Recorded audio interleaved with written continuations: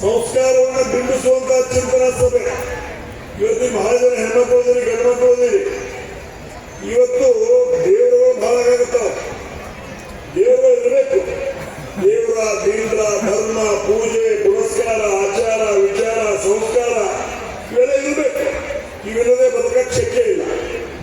ಆದರೆ ಮನೆಯಲ್ಲಿದ್ದಂತ ದೇವರನ್ನ ಮರೆತು, ಹೆತ್ತಂತ ತಂದೆ ತಾಯಿಯನ್ನ ಮರೆತು, ಹೆತ್ತಂತ ತಂದೆಗೆ ಹೊಟ್ಟಿಗೆ ಕೊಡದೆ ಇವತ್ತು ಬಸವನ ಬಗ್ಗೆ ನೀವು ನಿವೃತ್ತಿ ಮಾಡಿದ್ರೆ ಬಸವಣ್ಣ ನಿವೃತ್ತಿ ಸ್ವೀಕಾರ ಮಾಡೋದಿಲ್ಲ ಅನ್ನೋ ಮಾತನ್ನು ಹೇಳಿಕ್ಕೆ ಇಚ್ಛೆ ಪಡ್ತಾ ಇದ್ದೇನೆ.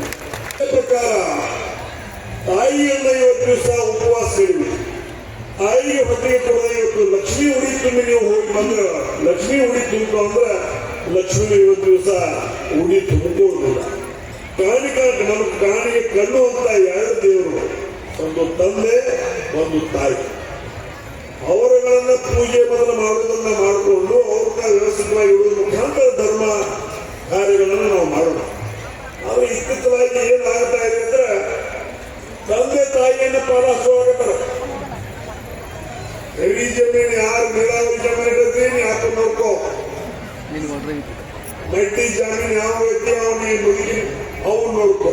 ಅಲ್ಲಿ ಬಂದೈತಿ ನೀವು ಎಲ್ಲ ಗೊತ್ತೈತಿ. ನೀವು ಹೇಳಿದ್ರೆ ನಾವು ಹೇಳುತ್ತಾರೆ. ಎಲ್ಲಿಗೆ ಬಂದೈತೆ ಅಂದ್ರೆ ಅವ್ವ ಅಪ್ಪನ್ನ ಪಾಲ ಮಾಡುವಂತ ಪರಿಸ್ಥಿತಿ ಬಂದೈತಿ.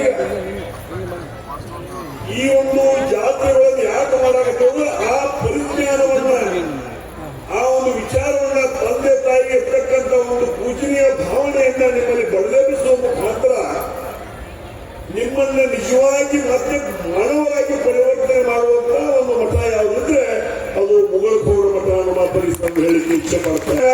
ಅತ್ತೈಗೆ ಯಾರು ನೋಡಕ್ಕಾದ್ರೆ ಅವ್ರ ಮನೆಗೆ ಒಂದು 2 ದಿವಸ ಬರ್ತದ ಒಳಗೆ ಕಾಲು ಹಾಕಿದ್ರೆ ಯಾರು ಹೋಗ್ತಿ ಅವರೇ ಸೈ ಮಾಡ್ತಾರೋ. ಅಪ್ಪ ಅವ್ರ ಹೆಸರು ಜಮೀನಿದ್ರೆ ಸೈ ಮಾಡಕ್ಕೆ ಹೋಗ್ತಾರೋ. ಮನೆ ಭಾವ ಬಂದಾಗ ಯಾವ ಹೋಗ್ತಾರೆ ಕೇಳಿದ್ರೆ ಸೈ ಮಾಡೋದು. ಅವ್ರಿಗೆ ಅತ್ತಂದಿಗೆ ನಮ್ಮ ತವರು ಮನೆಗೆ ಏನೂ ಬೇಕಾಗಿಲ್ಲ. ತವರು ಮನೆ ತನುವಾಗಿರ್ಬೇಕು, ತವರು ಮನೆಯಿಂದ ಹೆಚ್ಚು ಬೆಳಿಬೇಕು. ತವರು ಮನೆಯಿಂದ ಏನೋ ಒಂದು ದುಡ್ಡು ಬೇಕಾಗಿಲ್ಲ. ಬಂದಾಗ ಬಾ ನಾಗರಿಕ ಸೇರು, ನಿನ್ನ ಮಗನ ಚೆನ್ನಾಗಿ ಮಾಡೋನು, ಮಗನ ಕಲ್ಸೋನು, ಎದಕ್ಕೆ ಅಂದ್ರಲ್ಲ ತವರು ಮನೆ ಹೆಂಗ ಐತೆ ಅನ್ನೋದು ಒಂದು ಕೊಂಡೆ ಬಹಳ ತೆಗಿಬೇಕಾಗಿದೆ. ಗೊತ್ತಾಗಿ ನೀವು ಹೊಲ ಮನೆ ಬೇಕಾಗಿರುತ್ತೆ. ಅದನ್ನು ಇವತ್ತು ನಾವು ಕೇಳೋದು ಬರ್ತಿದ್ದೀವಿ. ಈ ಒಂದು ಪರಿಜ್ಞಾನವನ್ನ, ಮಾನವೀಯತೆ ಮೌಲ್ಯವನ್ನ ನಮ್ಮೆಲ್ಲರಲ್ಲಿ ಬರೆದೆನಿಸುವಂತ ಕೆಲಸ ಇಂಥ ಒಂದು ವೇದಿಕೆಗಳು ಮಾಡುವ ಮುಖಾಂತರ ಮಾನವರಾಗಿ ಹುಟ್ಟಿದೀವಿ, ಮಾನವರಾಗಿ ಬದುಕೋಣ, ಮಾನವರಾಗಿ ಸಾಯೋಣ. ಈ ಒಂದು ವ್ಯವಸ್ಥೆ ಇಷ್ಟೆಲ್ಲ ಲಕ್ಷಕ್ಕೆ ಏನೇನೋ ಮಾಡ್ತೀವಿ, ಎಲ್ಲ ಇಂಟರ್ನೆಟ್ ಹೋಗ್ತೀವಿ. ಡಬ್ಬ ತಿರಿ ಉಳ್ದಾರ ಹಾಕೋತಾರೆ. ಈಗ ಡಬ್ಬ ತಿರಿ ಉಳ್ದಾರ ಹಾಕೋತಾರೆ, ಏನು ಬಿಡುದಿಲ್ಲ. ಎಲ್ಲ ಇಲ್ಲೇ ಬಿಟ್ಟು ಹೋಗೋದೈತಿ. 2 ಶಬ್ದ, ಒಂದು ಚಲೋ ಒಂದು ಕೆಟ್ಟ. ಇದ್ದಪ್ಪ ಇನ್ನೊಂದು 4 ದಿವಸ ಇರಬೇಕಾಗಿತ್ತು. ಬಹಳ ಚಲೋ ಮನುಷ್ಯ ಇದ್ದ ಅದನ್ನ ಅನಿಸ್ಬೇಕು. ಇಲ್ಲ ಅದು ಸಾಯಿಲ್ ಸಾಕು ಇನ್ನೊಂದು 10 ವರ್ಷ ಮಗ ಮೊದಲಾಗಿ ಸಾಯಲಿಲ್ಲ. ಈ 2 ಅನ್ಸ್ಕೋಬೇಕು. ಅದು ಆಯ್ಕೆ ನಮ್ಮ ಕಡೆ ಐತೆ. ಅದು ಆಯ್ಕೆ ನಮ್ಮ ಕಡೆ ಐತೆ. ಬೇಕಾಗಿದ್ದ ಅನ್ಸ್ಕೊಂಡು ಸಾಯೋದು, ಅದು ಒಂದು 10 ವರ್ಷ ಮೊದಲು ಹೋಗ್ಬೇಕಾಗಿತ್ತು ಮಗ ಅನ್ಸ್ಕೊಂಡು ಹೋಗೋದು. ಅದು ನಮ್ಮ ನಿಮ್ಮ ಕೈಯಾಗ.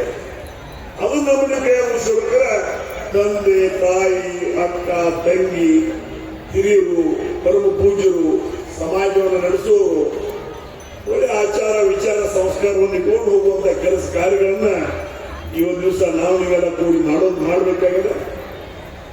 ಇವತ್ತು ವಿಶೇಷವಾಗಿ ಯುವಕರಿಗೆ ಇವತ್ತು ದಿವಸ ಇಷ್ಟು ದಾರಿ ತಪ್ಪಾಕತ್ತದ. ಸರ್ಕಾರಗಳು ಸಹಿತ ಇವತ್ತು ಕಣ್ಣು ಮುಚ್ಚಿ ಕೊಟ್ಟಿಲ್ಲ. ಯುವಕರಿಗೆ ಇವತ್ತಿನ ದಿವಸ ನಾವು ಸಣ್ಣವರಿದ್ದಾಗ ಪಟ್ಟಿ ಅಂಗಡಿ ಬಾಜು ನಿಂತ ಸಂಜೆ ಮುಂದೆ ಬರ್ತಿದ್ವಿ. ಸಾಧನೆಗೆ ನಾವು ಹೊಗೆ ಇಲ್ಲ.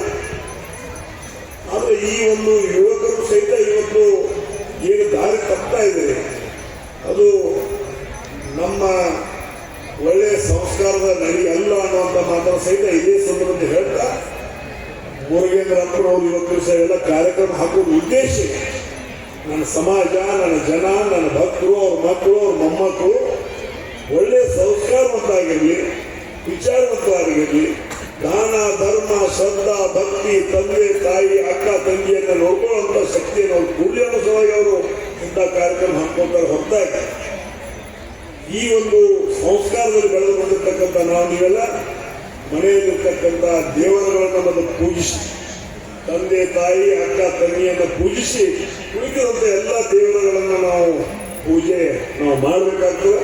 ಆ ನಿಟ್ಟಿನಲ್ಲಿ ನಮ್ಮೆಲ್ಲರಿಗೆ ನಾನು ಇವತ್ತು ಮನವಿಯನ್ನು ಮಾಡ್ತಾ ಇದ್ದೀನಿ. ಶ್ರೀಮಠದ ಕಾರ್ಯಕ್ರಮಕ್ಕೆ ಮತ್ತು ಶ್ರೀಮಠದ ಭಕ್ತರಿಗೆ ವಿಶೇಷ ಇಲ್ಲಿ ದಾನ ಬಹಳ ಜನ ಮಾಡ್ತಾರೆ. ಮುಗುಳ್ಕೋಡು ಮಠಕ್ಕೆ ದಾನ ಅನ್ನೋದು ಬಹಳ ಜನ ಮಾಡ್ತಾರೆ. ಆದ್ರೆ ಹೆಚ್ಚು ಆದವ ದಾನ ಮಾಡುವುದಿಲ್ಲ. ನಮ್ಮ ಕೈಯಾಗ 100 ರೂಪಾಯಿ 50 ಕೋಟಿ ರೂಪಾಯಿ ದಾನ ಮಾಡುವುದಿಲ್ಲ. ತನಗೆ ಐತಿ ಅದನ್ನು ತನಗೆ ಅರ್ಧ ಕಡಿಮೆ ಮಾಡ್ಕೊಂಡು ಇವತ್ತು ಸಹ ಮುಗುಳ್ಕೋಡು ಮಠಕ್ಕೆ ದಾನ ಮಾಡ್ತಾರೆ ಅನ್ನೋಂಥ ಮಾತನ್ನು ಇವತ್ತು ಸಹ ಹೇಳಲಿಕ್ಕೆ ಇಚ್ಛೆ ಪಡ್ತಾ ಇದ್ದೀನಿ. ತಮಗೆ ಕಡಿಮೆ ಮಾಡಿಕೊಂಡು ಭಕ್ತರಿಗೆ ತಂದು ಕೊಡುವುದು ನಿಜವಾಗಿರ್ತಕ್ಕಂಥ ದಾನ ಅನ್ನುವಂಥ ಮಾತನ್ನು ಈ ಸಂದರ್ಭ ಹೇಳ್ತಾ ಇವತ್ತು ಕಾರ್ಯಕ್ರಮದಲ್ಲಿ